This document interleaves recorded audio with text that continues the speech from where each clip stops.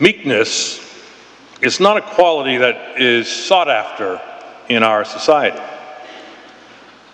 Meekness, in the normal sense of the word, is equated with weakness. The meek person is the one who is picked upon by the strong. If you are of a certain age, you may remember the ads for Charles Atlas. The other guy in the ad was the meek one, who would have the sand kicked in his face. But not so in scriptures. In the scriptures, if you're thinking with a scriptural mindset, to say I am meek is a good thing. You could say I am meek and proud of it. Let's reflect on this by means of 3 questions. First, what do the scriptures mean by meekness? Secondly, what do the first and third readings say about the virtue of meekness? And finally, how might we be challenged to practice that virtue in our own life? First, the scripture. Scripture scholars tell us that it might help to understand that the biblical meaning of meekness if we know that the English words, meekness and gentleness, come from the same basic Hebrew root. It is used one way when we are talking about relating to one another, and another way when we're talking about relating with God. Gentleness would be how we are to relate with one another. But meekness is primarily how we relate with God. In the scripture, meekness is the opposite of pride, which is really an overstated opinion of myself. If one is described as meek in the scriptures, it really means that one appreciates how completely dependent we are upon God. If we are meek, the scriptures would say, we know that we are not in control. God is. And in today's first and third reading, meekness takes center stage. This part of the book of Zechariah deals with events that took place in the 4th century before Christ.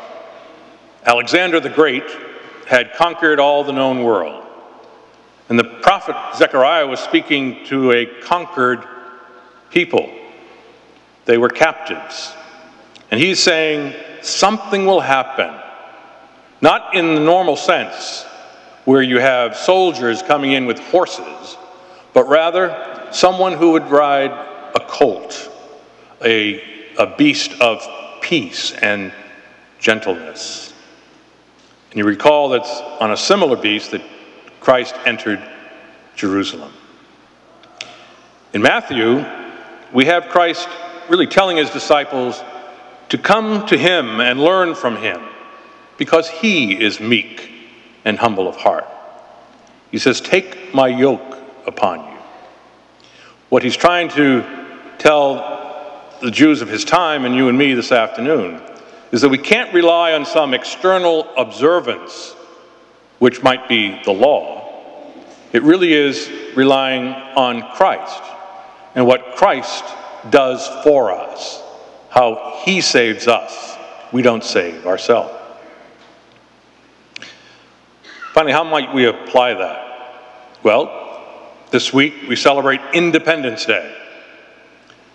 As far as the civic celebration is concerned, it's a recognition of our own self-determination, our independence. But it can't be like that as far as our spiritual life is concerned. We are not independent, but dependent. Dependent upon each other, and certainly dependent on God. When you think of the yoke of the oxen, the yoke of Jesus that he's asking us to take upon, might we see it as the double yoke, not a single yoke, a double yoke, and that Christ is on one side and we are on the other. And that we can deal with our individual problems or special challenges or difficulties with Christ pulling along with us. He can help us get through. There's an old story of a father and son working out in a field, trying to clear it of some stones. And the young boy came across a large stone, and he worked at it and worked at it. Father observed him, and he worked at it, and finally he says, "I give up." And the father said, "Well, have you used all your resources?" He says, "Yes, I have." The father said, No, you haven't. You haven't asked me to help you." And that's what Christ is saying to us when he says, "Take my yoke upon you and learn from me. I will assist you." Today, let's be meek and be proud of it.